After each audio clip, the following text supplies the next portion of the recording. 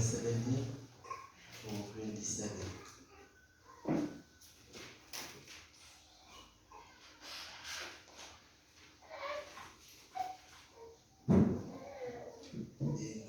Inkazimulo yakigcwele amazulu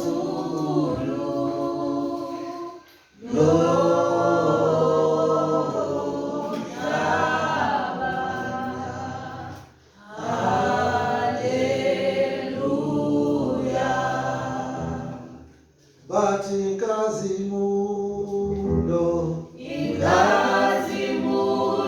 yakigcwele amazulu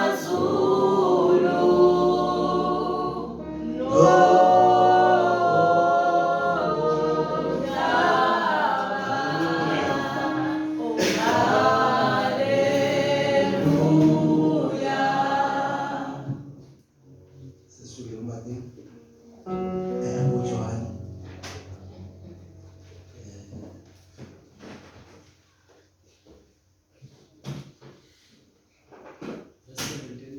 verse 17 to 27.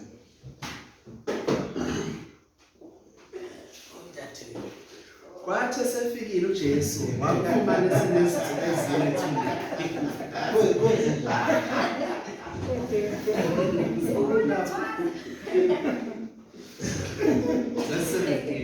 Kwathi-ke esefikile uJesu wamfumana esenezinsuku ezine ethuneni. IBhethaniya laliseduze neJerusalema, kungaba ngamasitadi ayishumi nanhlanu. Abaningi kubaJuda babefikile koMartha noMariya ukubakhuza ngomnewabo. Ngakho uMartha esezwe ukuthi uJesu yeza, waya ukumhlangabeza, kepha uMariya wahlala endlini. Wayesethi kuMartha kuJesu, "Nkosi, uma ubukhona umnewethu engafanga. Kepha ngiyazi nakalokhu ukuthi nokuba yini ongakucela kuNkulunkulu, uNkulunkulu uzakunika khona." UJesu wathi kuye, "Umnewenu uza kuvuka." uMartha wathi kuye, "Ngiyazi ukuthi uyakuvuka ekuvukeni ngosuku lokugcina." UJesu wathi kuye, "Mina ngingukuvuka nokuphila. Okholwa yimi noma efa wophila. Nalowo ophila akholwe yimi kasoze afa naphakade. Uyakholwa yilokho na?" Wathi kuye, "Yebo Nkosi, ngiyakholwa ukuthi wena unguKristu, indodana kaNkulunkulu obeza kuza ezweni." Amen. Amen. Sicela umfundisi Mayaka sokwenza. Lord, we pray with you penetrate in Israel's nature, that we may receive it, Lord God, that our hearts, Lord, may be prepared by the Holy Spirit to be a good seed that will take your word and germinate it and may come into full effect in our lives. Father, we thank you. With his love, our souls and have not achieved what you have said it for to achieve. So, Father, we open up our hearts, we say, Lord, we receive your word, and may your word germinate and help us, Lord, to be the doers of the word. In Jesus' name, amen. Amen.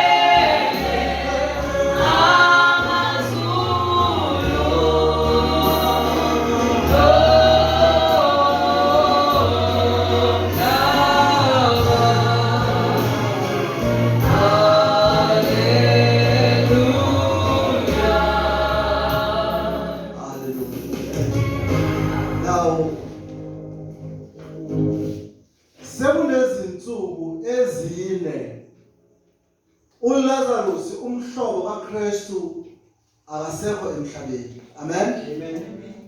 Sekuney'nsuku ezine umhlobo kaJesu Kristu lo omthandayo, amen, akasekho emhlabeni.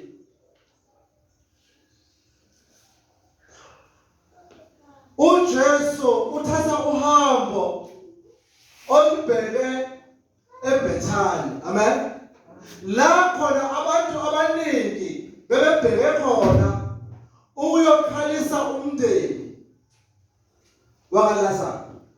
But uJesu yena uthatha uhambo elihlukile. Lelo hambo olohamba uJesu alifani nohambo elohamba ilabanye abazalwane. Labazalwane bayokhala nomndeni kaLazarus. But uJesu uyoduduza umndeni kaLazarus. But lo kududuza akududuza okufana nalokududuza esijwayele. Amen. Amen. Amen. Kodwa insuku sezine uLazarus akasekho emhlabeni. Now even worse bazalwane, thina la nesintu sethu after 4 days sisalungiselela umngcwabo. But amaJuda ngalesi sikhathi dala bembekile ngoba uma eshona ekseni intambama yabekwa. Now kusho ukuthi umuntu immediately eshona akulindwa ihlobo esibuya lenkandla zizofika eThekwini. Amen. Ziza nje zizokhalisa laba abakhona, kepha yena akasekho. uJesu uzofika insuku sezine akasekho. Amen. But uJesu uthatha uhambo eliya kunomndeni eBethani. Amen. Amen.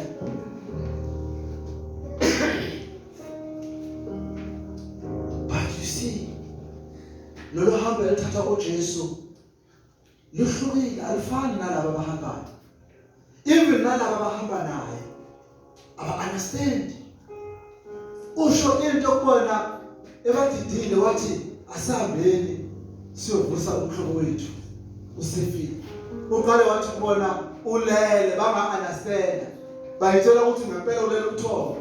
Lithi iBhayibheli wabatshela plainly wathi no, umhlobo wethu uLazarus useshonile, usedlulile emhlabeni. Kodwa masihambeni siyomvusa. Amen. Amen. Labantu bahamba aba-understand ukuthi uJesu ukhuluma ngani. Bambonile elapha abantu. Bambonile evula abantu amehlo. But abakaze bambone evusa umuntu ekufeni. Amen. But nevertheless bahamba naye. Bedideke benjalo.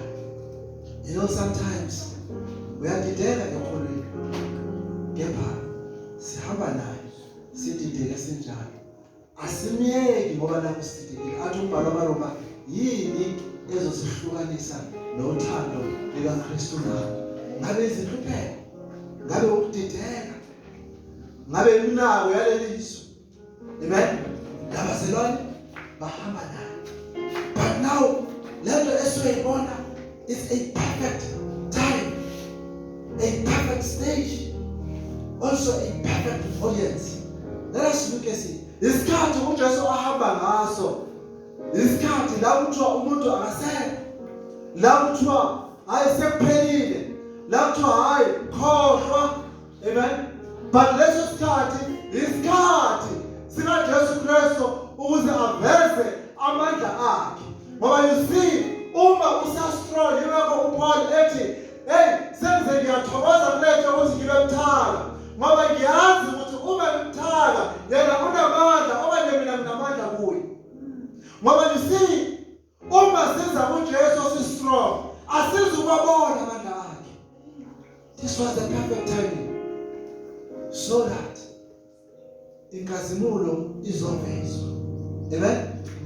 Inkazimulo bazalwane ayivezwa kubantu abadala. Inkazimulo ayivezwa abantu abazi ukuthi bona zonke izinto zibahambela kahle. Inkazimulo ayivela Mr. Self-confidence.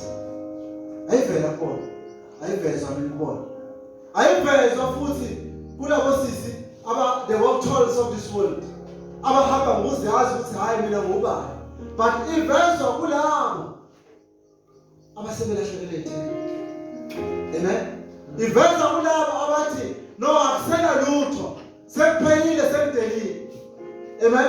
It reminds me of a story eBhayibhelini kuthiwa omunye wesifazana kwathi isikhathi bese sinzima kungenakudla wathi wabheka sekusele ukudla kokugcina mayise wathi uzopheka lokudla yena indodana yakhe encane uthi sizodla bese siyafa.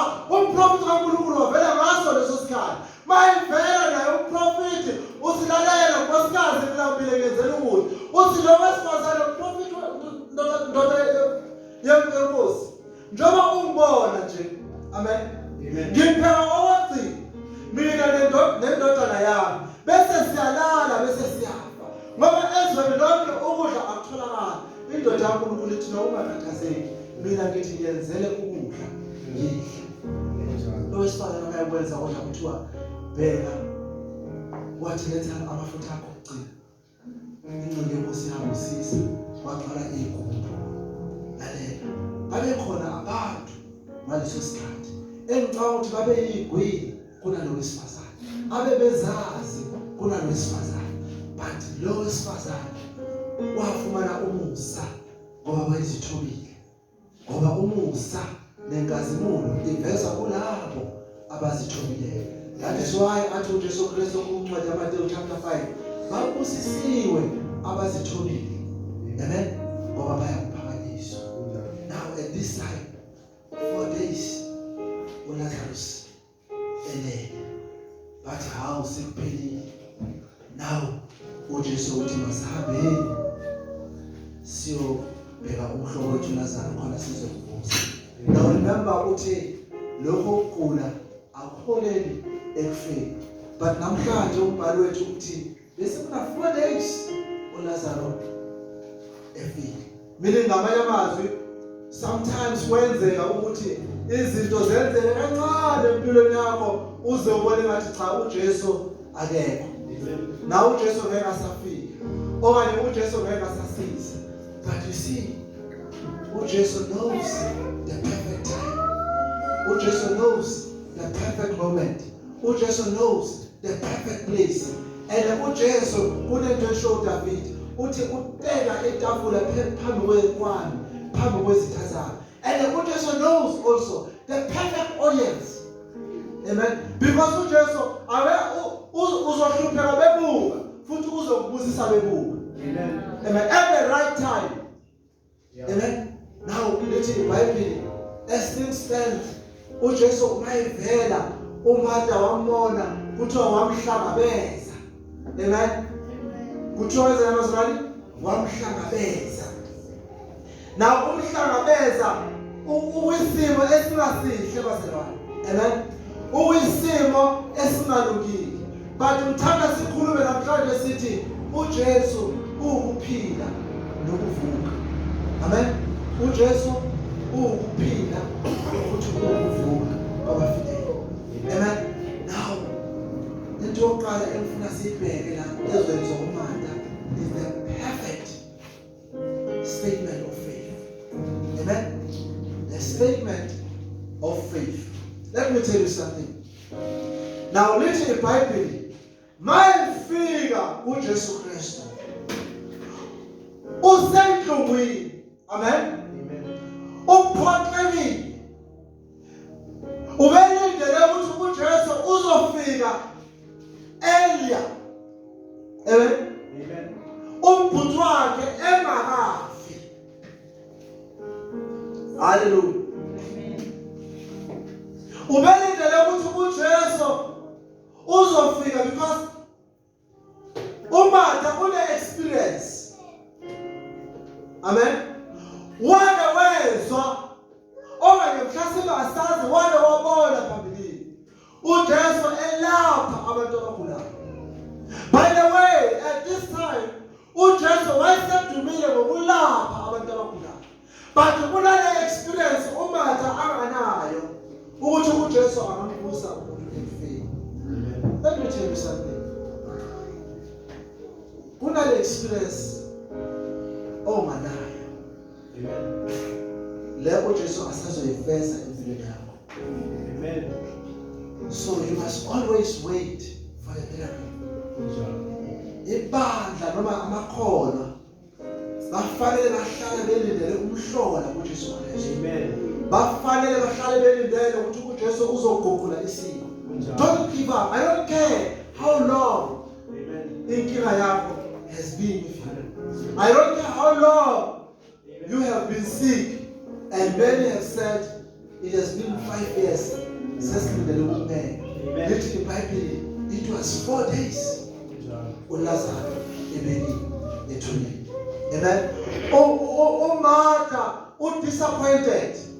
Amen. And mayifika kuJesu akafihli ukuphoxeka kwakhe. Mayifika kuJesu akafihli ubuhlungu bakhe. Impahla okanye umzelwane kumele sifunde ukuthi sithulule inhliziyo zethu kuJesu Kristu. We must never try to hide ukuphoxeka kwethu kuJesu Kristu.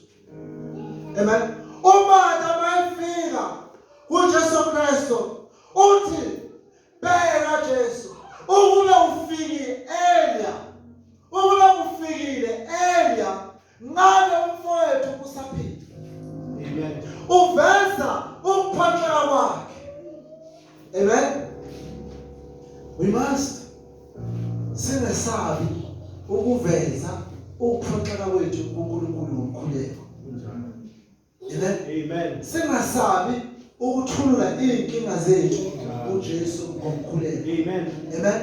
Singasabi ukubika usizi lethu ngomkhuleko. Amen. Don't try to be umzelwane othi noma izimo zibheda athi hayi strong. No, don't try, because uJesu he welcome us mostly when we are broken. In fact, ayise uJesu ufuna laba beza kuyena bemthanda. Amen. Ufuna laba beza kuyena bese inhlungwini. Ufuna laba abeza kuyena bekhala. Amen. Uthi umpostoli Paul, ngiyathokoza ebuthakeni bami ngoba ngiyazi ukuthi uma ngimthanga kodwa kuye nginamandla. Amen. Amen. Nathi kufanele size kuJesu singazona iyiringi but simthanga. Amen. Because uJesu ufuna labo abazithobileyo. Amen. Amen. Ufuna abazithobileyo. uMatha uthi umfowethu ngabe uyaphila, umfowethu ngabe usala nhlabana ukube nje Jesu wena ufike Elia. But uMatha uyenziwa phela ungazi, but it's no problem ukuthi akazi. Amen. Amen. Because mawungazi bazalwane, uyabona bangabona ingane encane ayinandaba lokungazi kwayo, phela yenza noma yini, trusting ukuthi umzali uzongenelela. Amen. Amen. You know, recently siyosiphatha umntwana lo ngamamcela mayedlala umphethe, akanandaba ukuthi uyawa noma kwenzakalani, uyazi ukuthi wena umphethe. Amen. Amen. uJesu ufuna abantu abazi ukuthi impilo yabo isesandleni sakhe. Amen. Amen. They must never ever be afraid ukuze expressa nokuzithula usizi nezinhlupheko zabo kuyena, ngoba yena ufuna abanjalo. Amen. Awufundele uMatthew chapter 11 verse 28.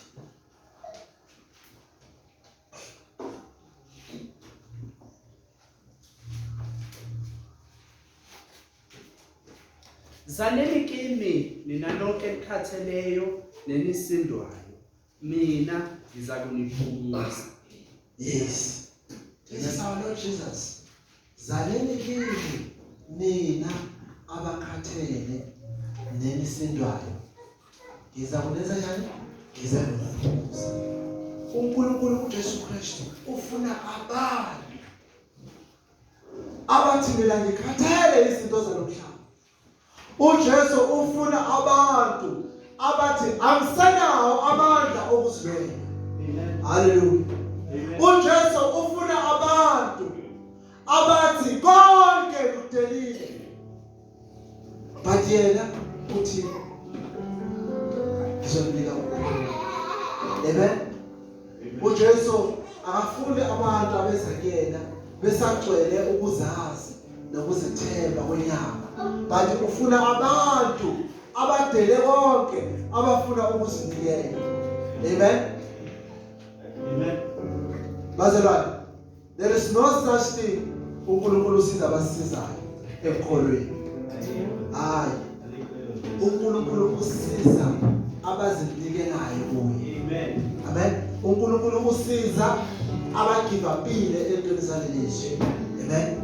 Come to me, you who are weary and burdened, I will give you rest. Iqhubeka ithi ngoba Zalini kimi nina nonke enikhatheleyo nenisindwayo, mina ngizakuniphumuza. Bekani ijoka lami phezu kwenu, nifunde kimi, ngokuba ngimnene, ngithobile ngenhliziyo, khona imiphefumulo yenu iyakufumana impumuzo. Bekani ijoko lenu kubani bazalwane kimi uKristu. Thathani izinkinga zenu nizibheke kuKristu. Amen. Bese nithwala lokho enikunika uKristu, ngoba elakhe iyoko lilula. Let me tell you iliphi iyoko laKristu. It's love. Amen. It's peace. Amen. Amen. It's eternal life. Yeah. Thathani izinkinga nizinike bani uJesu Kristu. uJesu Kristu yena ulinika uyakunika ukuthula. Amen. Amen. Aninike ukuphila okungena phakathi. Aninike uthando. Amen. Yena athathe inkinga zenu. Amen. Yilokho uprofeti uEsaya ethi wathola izinkinga zabo esiphambanweni. Washawa eshawela bona, wahlushwa ehlushela bona, ukuze babe nokuphila. uJesu ukuphila. Amen. uJesu ukuvuka. Amen. Athi uPaul Paul, ungalinge uthi inceku iwile, ngoba nale nceku ewile iwele umnikazi wayo. Amen. Amen. Noma ivukela bani? Umnikazi wayo. Amen. Give your life to Jesus Christ. Amen. Amen. Amen. Give your life to Jesus Christ. Then Umata, he made the statement of faith. Amen. Amen. Let's hear verse 22. Martha said to Jesus, Lord, if you had been here, my brother would have not have died. But even now, this is the statement of faith, I know that whatever you ask from God, God will give it to you. Amen? Or God will give you. Now, uMartha uthula usizi lakhe, uthula ukukhathazela kwakhe, but akakhohliwe ukukholwa kwakhe. Uthi noma kunjalo ngiyazi wena Nkosi ukuthi konke okucela kuBaba uNkulunkulu Baba uNkulunkulu uyakunika. Amen. uMartha, even in his pains, even ezinhluphekweni zakhe, bathi abakulahlile ukukholwa kwakhe. Bathi abazalwane ukholo lwethu sizolibamba ngesandla sesiyongena ngalo ezulwini. Amen. Kubiza ukuthi sikhale uNkulunkulu, sinike konke kuNkulunkulu ngokukholwa. What will happen? I respond. Point number 2. Amen. Amen. Jesus will respond. uJesu ukuthi kuMartha, your brother will rise again. Amen. Uthi uMartha umfowenu uzozenzani? Uzovuka. uMartha useveze ukulila kwakhe. Amen. Waveza izinhlupheko zakhe. But ekugcineni wenzani? Waveza ukukholwa kwakhe. Then uJesu uyangenelela. Uthi umfowenu uzozenzani? Uzovuka. That's the response of our Lord Jesus Christ. Then Jesus said to him, your brother will rise again. Then uMartha uyezwa but akazwisisi. Uthi, I know that he will rise again in the resurrection on the last day. Hey, but I'll tell you something about our call. Amakhola, they can even read scriptures to God. Yeah. I've seen that. Amakhola bakhohlwa sometimes ukuthi izindlela zakhe ezingaphezulu. You know, I grew up in the charismatic churches. Bathi hayi uNkulunkulu umbambe ngezwi lakhe. Umkhumbuze lona, bazalwane. Why you remind God izwi lakhe? Who said uNkulunkulu yakhona? Amen. Amen. Amen. And you know, there are prayers. I've listened to people pray, preaching to God. I was ukushumayeza uNkulunkulu. Now, Umartha was doing that mistake here. He is trying to preach God. That's what is the wrong expression of faith. Yes. Indlela engayona yokukholwa le ukuthi uyakholwa kodwa uyakwazi. What's the point ukuthi ufuna usizo wena uyazi? Amen. Uthi ngiyazi. Amen. Uthi ngiyazi ukuthi abafileyo bazovuka ngosuku lokugcina. But there is something I want to say about usuku lokugcina. Amen. How can ufune usuku lokugcina when the master is present? Amen. uJesu ukhona unaye kodwa uMartha he points to the future. No, I am the future. Amen. Amen. But abafarisi mabebona abafundi bakhe bezakela bathi, hey, kungani abafundi bakho bengafastile ngoba uJohana abafundi bakhe bayafasta. Uthi uJesu no. Bazofastelani ngoba nginabo la. Siyaza isikhathi la ngizobe ngingekho khona, then bazofasta. But when I'm here right now, don't worry. You can eat, drink, and marry. Because that's what happens in the presence of God. That's why now I say we are not yet in the presence of God. Because kusanendlala, kusanokupha, kusanokufa. Amen. Now we are not yet fully in the presence of God. We are. Thanks given to be to God because wasinika umoya okwenza ukuthi noma sikhuluma noma senzani asilekelele lokho okuyisign yokuthi ukhona yena. But at that time we won't live by signs, we won't live by Holy Spirit as a symbol. Little iBhayibheli sizombona and futhi mayivela sizofana naye. Amen. He was present. And Martha said on that day, but Jesus was talking about, no, Martha, I'm not talking about that day. Ngikhuluma ngomfowenu manje uzovuka. Amen. Sometimes, bazalwane, you see, singampheli uNkulunkulu isikhathi. We must pray and trust Him. Because sometimes uyitshela ukuthi into uyidinga manje, kanti uNkulunkulu uyakubona ukuthi awukho ready manje. Sometimes uyitshela ukuthi into uyidinga kusasa, kanti uNkulunkulu yena ufuna ukukunika manje. That is why simele simthembe uNkulunkulu. Sihlale nje yena. Sithembela ukuthi wazi isikhathi. Sithembela ukuthi uyazi ukuthi isifanele isikhathi kaSizwe izinto ngani. Amen. Amen. Now uthi ngiyazi Nkosi ukuthi, and Jesus said to her, I am the resurrection and life. Amen. Uthi lalela Martha, uma uthi basazovuka, no yimina ukuvuka okwabafileyo. I mean, how can you point there when I'm here? mina ngiwukuvuka futhi ngiwukuphila. Amen. You have said to me, ukhalile kumina washo konke ngila. Umfowethu uzenza njani? Uzovuka. Amen. Nani bazalwane nizovuka? Abanye bazalwane no, sonke siyakufa kulungile. But nizovuka. Amen. Amen. Inkosi izonivusa. And not only niyakuvuka, maqeda ukuvuka, niyakuba nokuphila omphakathi. Ngoba uJesu ukuvuka kwabafileyo. Futhi ukuphila. Amen. That was the response of the Lord. I am the resurrection of life. Amen. Amen. Amen.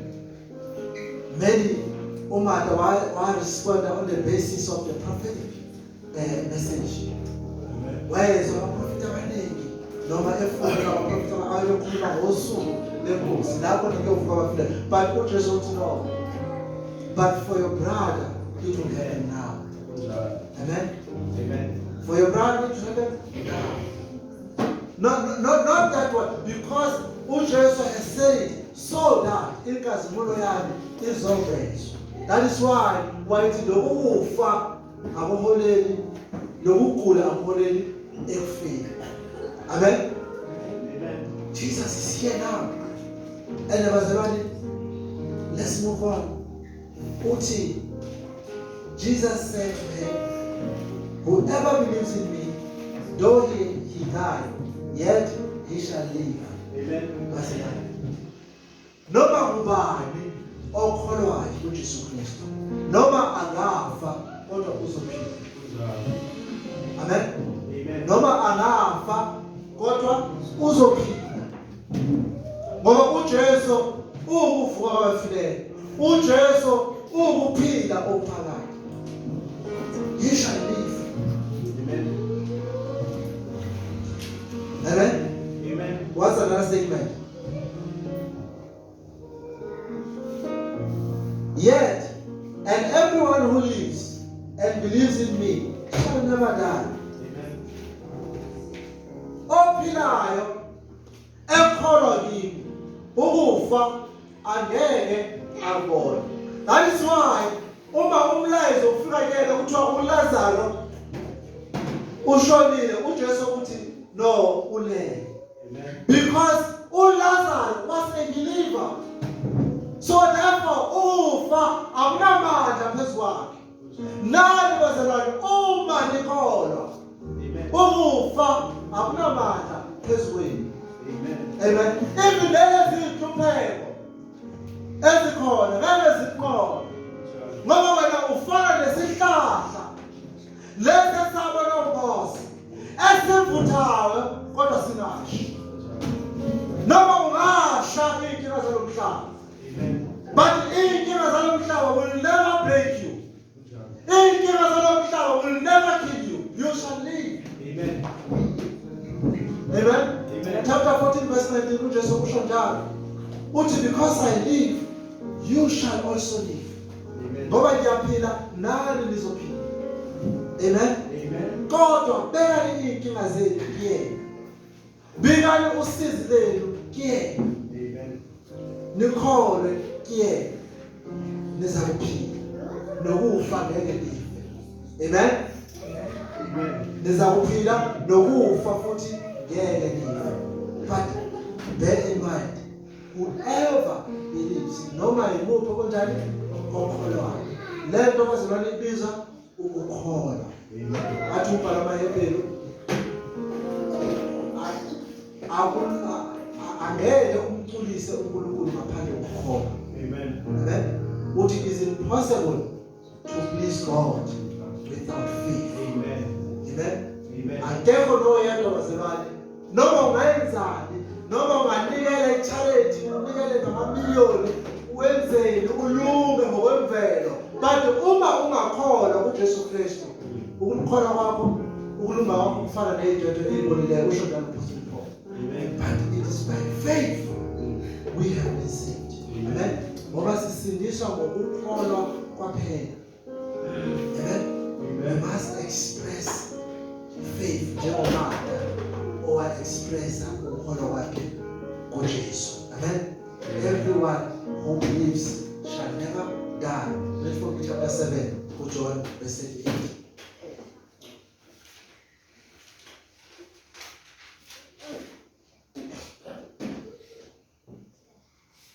Okholwa yimi njengokusho kombhalo esiswini sakhe kuyakugobhoza imfula yamanzi aphilayo. Amen. Amen. Okholwa kimi esiswini sakhe kuyakugobhoza amanzi imifula yokuphila. Meaning umuntu okholwa kuJesu Kristu, amen, shall have in him the source of life. Because uma ukholwa kuJesu Kristu uzoza kuwe, yena noBaba bahlale kuwe, nawe uhlale kuwe. Therefore ukufa awusoze wakubona. You shall never see death. Amen. Number 3, the confession of faith. I want to see the statement of faith. Number 2, something the response to faith. And number 3, the confession of faith. Amen. Umada, in the confession of Jesus.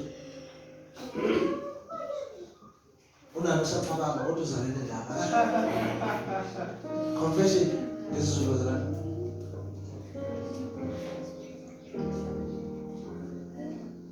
okay, as I'm my passage. Ukuveza okay. Hey, ukhuluma la mshayeli izandla. Awuthelelo.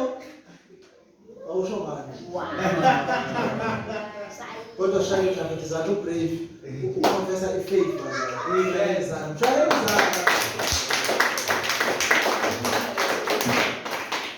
Lo truth master ukonfessa kwimaster yakhe. Amen. Amen. Amen. Ukholwa kona kunyakazisa uJesu ukholwa. Now the confession of faith. Amen. But it is important mawuzalwane ukuthi njalo you must always show ukholwa wakho. Mawuhlambuluka uhlambuluke ngokukholwa kwakho. You know, I remember one pastor said,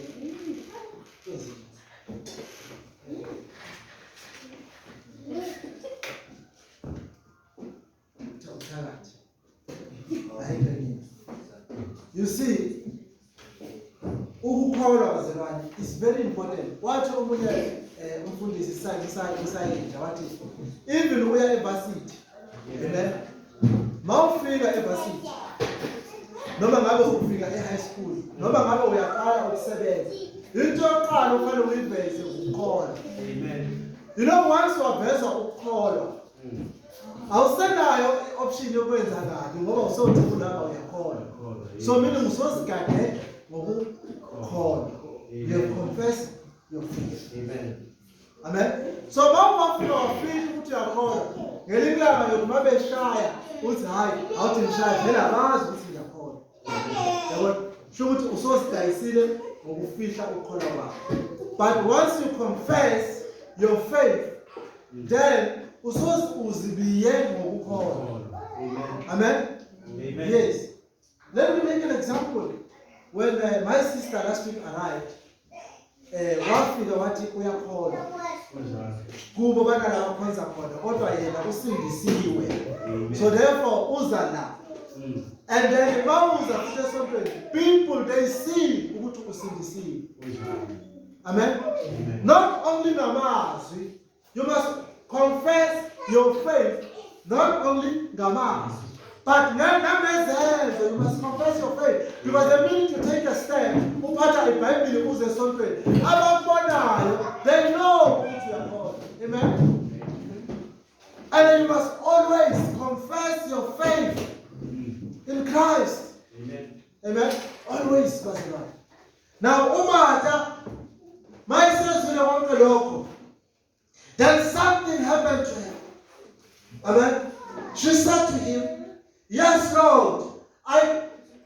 uJesu okuqala wonke umuntu okholwa kimi akasoze afa. Usethi kena uyakholwa yini na kuloko? Usethi uma bayiphendula, yes Lord, I believe that you are Christ, the Son of God, who is coming into the world. Ukonfessa ukukholwa kwakhe. Amen. So, bazalwane, we must not hide ukukholwa kwethu. This is what we must do. We must give impilo yethu kuJesu Kristu. Sinike usizo lethu kuJesu Kristu. Silindele uJesu Kristu ukuthi uzoyenza umehluko empilweni zethu. And always, bazalwane, confess our faith. Amen. We must always do what? Confess our faith. Amen. Amen. You are Christ, the Son of God, who is coming in the world. Read for me chapter 12, verse 18.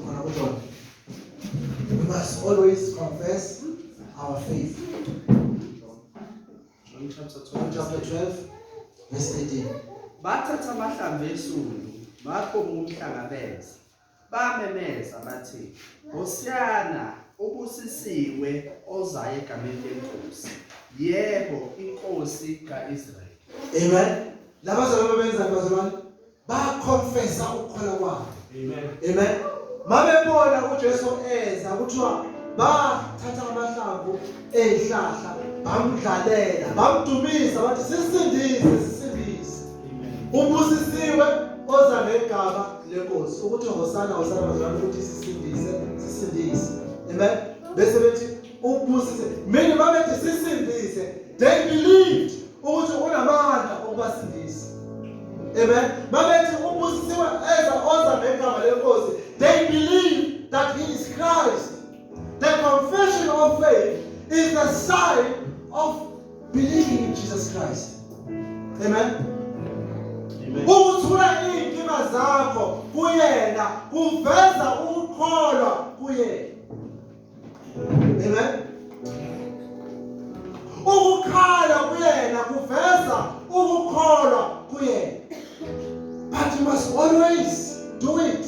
Not once, not twice, but always.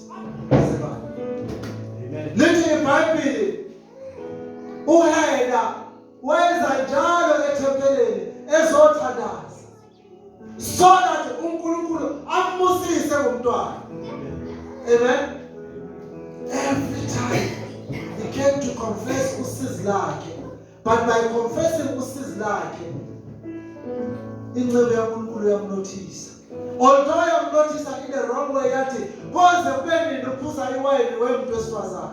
Uthi angizile la angiphuzile iwayini. Ngizothula usizi lami kuNkulunkulu. Kuthiwa into kaNkulunkulu yabona ukukholwa kwakhe yathi makwenzeke njengoba ufisa wemuntu wesifazane. That was the response. Amen. From the confession of faith. So if we confess that Jesus is Lord, indeed Jesus will be Lord in our lives. If we confess that Jesus is the Savior, indeed Jesus will save us from all sorts of challenges. Let's be honest, if sikholwa ukuthi kuhamba nathi, he will run along us. Amen. Amen. Because he is the Lord of Lords. He is full of life. Amen. Amen. Give your problems to him. Confess him as Lord and Savior in your life. He will respond to you. Amen. Uzokunikeza omningi ukudlula lokho bokulindele. He will bless you. Amen. Jesus will bless you if you believe. If you confess him as Lord and Savior. If you give your life to him. Not once, but always. Uthi Apostle Paul, I mention you in my prayers always. Amen. Uthi, God knows I always mention you in my prayers, that may the Lord God grow you in knowledge. Amen. to the fullness Amen. of knowledge. Amen. But Paul, I pray always. Uthandazani bazalwane? Always. So we ought to pray the prayer that confess our problems, the prayer that surrender to Christ, the prayer that confess our faith to Jesus. Amen. Because Jesus, He is the resurrection and life. Amen. Amen. Ukuvuka futhi ukuphila. Ukuphila wethu kuncikekile. In closing, umeli bazalwane, trusted the Lord. Amen. Umeli wayemthemba uNkulunkulu. That's why he made the statement of faith. Umeli wayemazisa uJesu Kristu. Ingakho wayekholelwa kuye. Amen. Umeli wakonfessa ukuthi uJesu is not only Christ. Amen. But he is the Son of God. Not only is the Son of God, but also is Christ who is to come.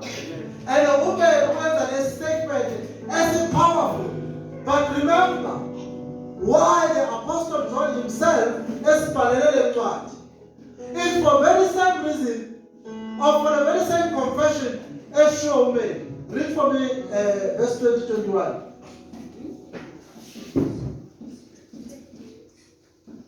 John 20, verse 21. Or John 20, verse 21. Khona uJesu wafike wathi kubo, ukuthula makube kimi. Njengokuba uBaba engithume mina. John 20, verse 21. Or 21:20. 21:20.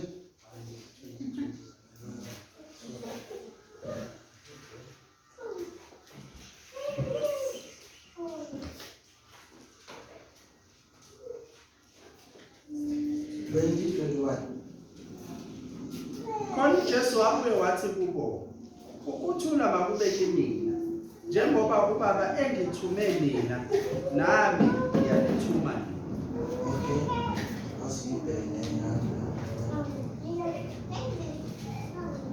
Ngawena ngizoqalisa makuwena. Okay. Yaqalisa bazalwane mina.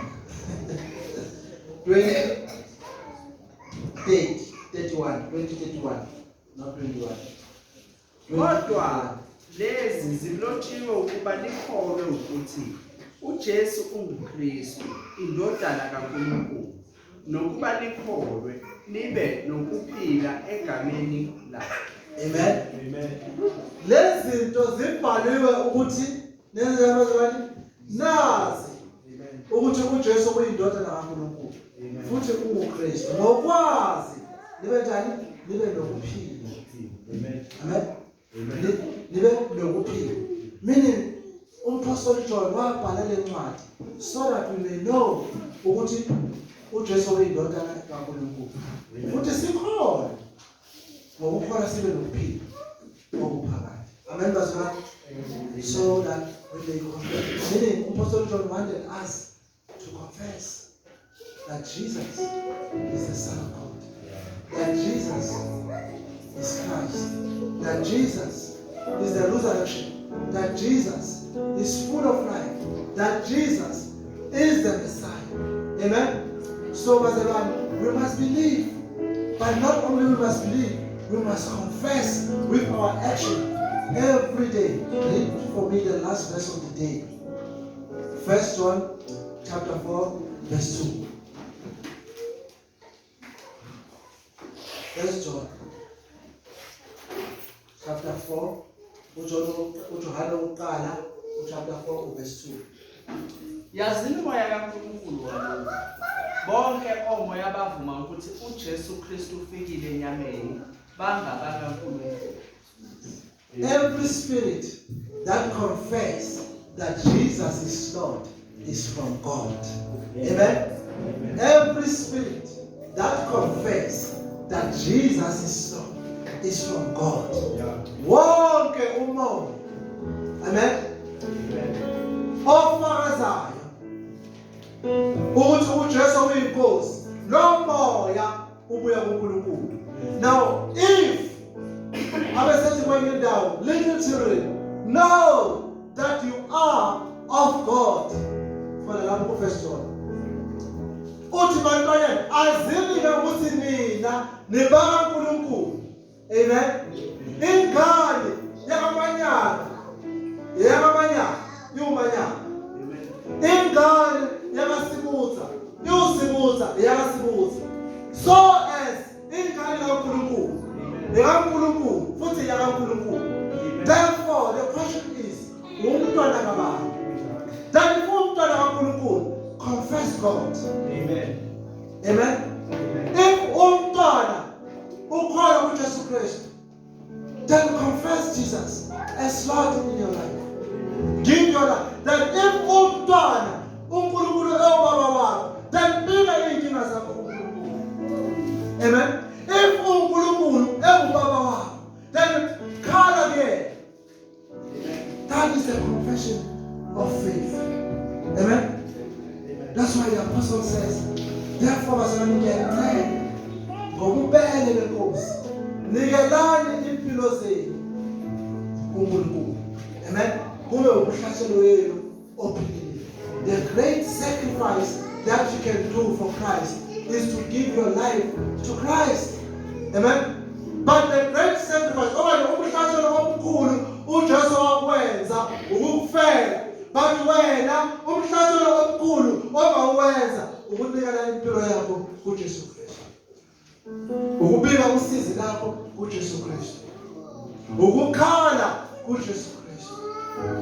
Amen. We must always cry to Jesus. And let me tell you something. Jesus will respond. He will give you life. He will bless you. Assuming in